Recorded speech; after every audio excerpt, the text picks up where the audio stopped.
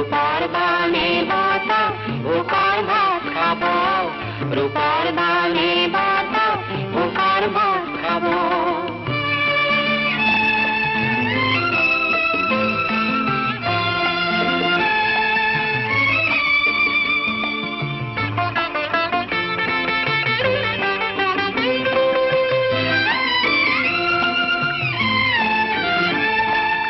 কলিয়া দাওরে আকাশ ডাকিব নেজা